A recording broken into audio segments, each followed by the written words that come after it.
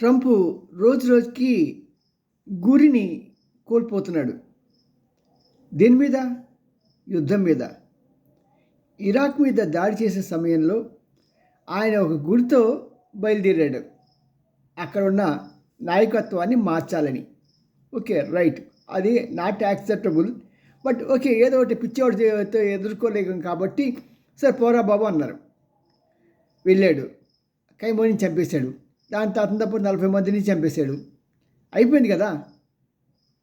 కానీ ఇంకా రోజు రోజుకి వాళ్ళకి 19 రోజులైంది. ఈ 19 రోజులు ఆ ఇరాన్ దేశాన్ని సర్వనాశనం చేసేసాడు. ఇప్పుడు అంత అవసరం ఏముంది? నువ్వు అనుకున్న పని అయిపోయింది కదా. నీ మిత్రుడు ఇజ్రాయేల్, తనకి అదే కావాలి, ఆ ఖైమోని చంపేయాలి అంతే. దానికోసం నీకు బాధ ఏంటంటే నేను చంపేస్తా అన్నాడు ఖైమోని. అందుకే నీకు బాధ కాబట్టి నువ్వు వాడిని చంపడానికి సహాయం చేసావు. They should end the picture. అక్కడితో ఆగిపోయి ఉంటే బాగుండేది. ఎప్పుడైనా సరే ఎక్కడ తగ్గాలో అన్న సంగతి తెలియాలి. కాస్త మా పవన్ కళ్యాణ్ అడుగు చెప్తాడు ఆయన. ఎక్కడ హెచ్చాలో కాదు, ఎక్కడ తగ్గాలో సంగతి తెలియాలి. నీకు అది తెలియట్లా. ఎందుకంటే నువ్వు యుద్ధానికి ఈ ఎలక్షన్స్లో నిలిచినప్పుడే ఏం చెప్పావు? నేను వచ్చానంటే అసలు యుద్ధాలే ఉండవు.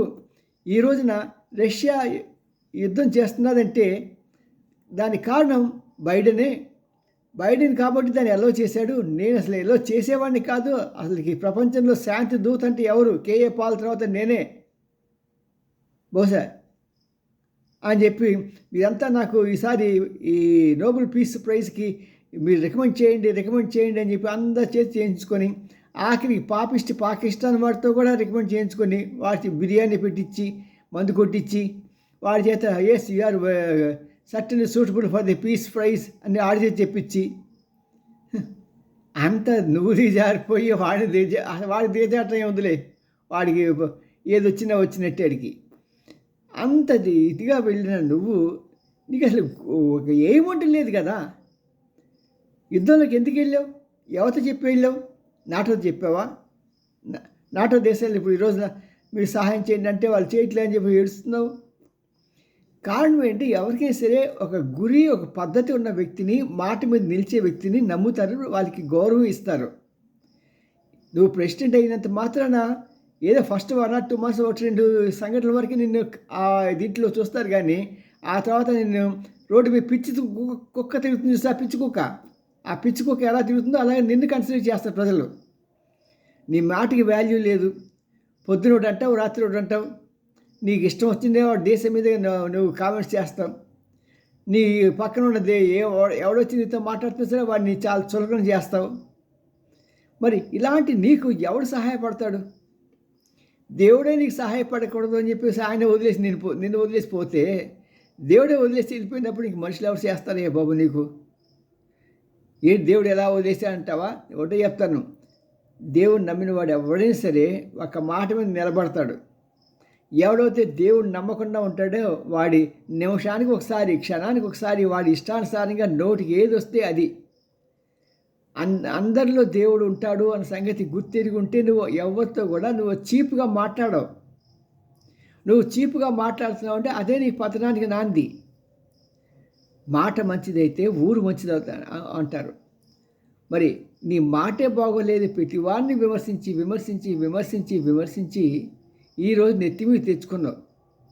నీ వెంట వచ్చేవాడు కానీ, అయ్యో అనేవాడు కానీ, పాపం అనేవాడు కానీ ఒక్కడు లేకపోయాడు నీకు. మరి ఎలాంటి మొదనష్టపు పరిస్థితి నీది ట్రంపు? మళ్ళీ ఏమిలోకి వద్దాం. ఓకే, నువ్వు అన్నావు అది నాయకత్వం మార్చేసావు, కరెక్టే. కానీ నీకు ఇంకా తని తీరలేదు. ఎందుకంటే నీ స్నేహితుడు ఉన్నారు కదా ఇజ్రాయిల్, అతనికి ఏదో చేసేయాలి సాటిస్ఫాక్షన్ అని. ఎవరో ఒక ఆయన, నీలాంటి మా ఆంధ్రప్రదేశ్లో ఒక ఆయన ఉన్నాడు, మా బావ కళ్ళల్లో మెరుపు చూడాలి అందుకని హత్య చేశా అన్నట్ట. నువ్వు అంతే, ఇజ్రాయెల్ కళ్ళల్లో వెలుగు చూడటానికి ఏదైనా చేయడానికి రెడీగా ఉన్నట్టు అనిపిస్తుంది. సో ఓకే, ఎవరు పిచ్చివాడికి ఆనందం, నేను కాదన్నాం. నెక్స్ట్ వచ్చేవాడికి వాళ్ళ దగ్గర యురేనియం ఉంది, ఆ యురేనియం కోసం మనం యుద్ధం చేస్తున్నాము, అది మనం తెప్పించుకోవాలని చెప్పి దానికోసం 4-5 రోజులు లాగేసావు యుద్ధాన్ని. ఒక్కొక్క రోజు యుద్ధం జరుగుతుంటే ఎన్ని $1 బిలియన్ నష్టపోతున్నావు ట్రంప్. ఇప్పుడు ఆల్రెడీ నీకు ఈ అమెరికా డాలర్స్ పతనం ప్రారంభమైపోయింది. నీ అమెరికా దేశానికి గురించి ఎందుకంటే ఇప్పుడు ఇరాన్ లాంటి దేశాలు, ఇంకా కొన్ని దేశాలు కూడా మాకు మీరు అమెరికా డాలర్స్ డబ్బులు ఇవ్వక్కర్లేదు, మీరు చైనా యువాన్తో ఇవ్వండి చాలు, లేకపోతే భారతదేశం ఈ కరెన్సీ ఇచ్చినా పర్వాలేదని చెప్పి ఒక కొత్త పొందాలకు వచ్చేసారు. ఇప్పుడు ఇంకా నీ ఆధిపత్యం కూడదు. నువ్వు పోలీస్ అని కాదు, కనీసం హోంగార్డ్ లెవెల్ కూడా లేదు, ప్రపంచ పోలీస్ అనుకుంటావు.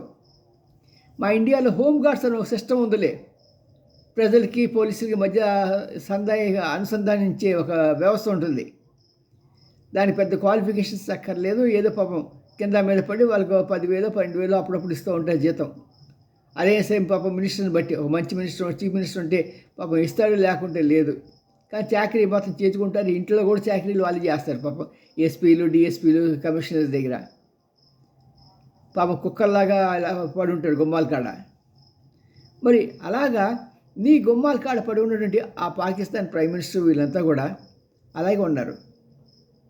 ఇప్పుడు ఏమైంది, ఇదే ఇంధనం అయిపోయింది. నీకు ఇంకేం కావాలి? రోజుకొక ఇది నేలమట్టం చేయాలంటావు, నేలమట్టం చేసావు కదా.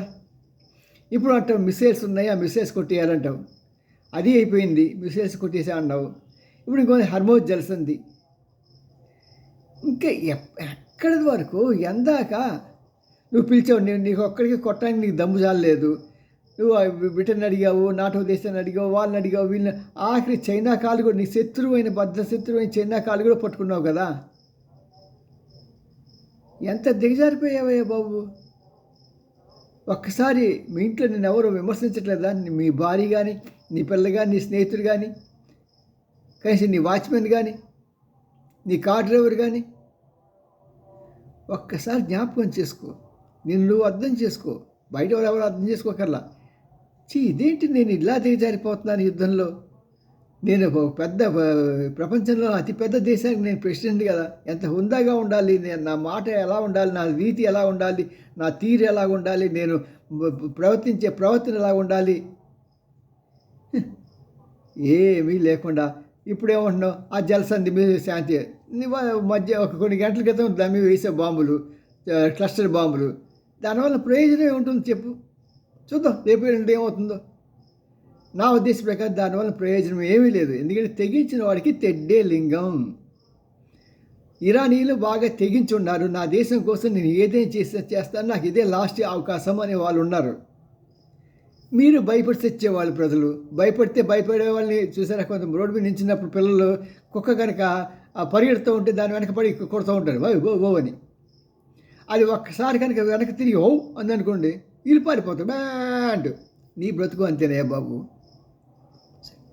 ఎన్ని చెప్పు నాకు వేస్టేనే బాబు. మీ and Ramji, senior journalist, Gudiganta TV9. Like చేయండి, షేర్ చేయండి, సబ్స్క్రైబ్ చేయటం మాత్రం మానకండి. బాయ్.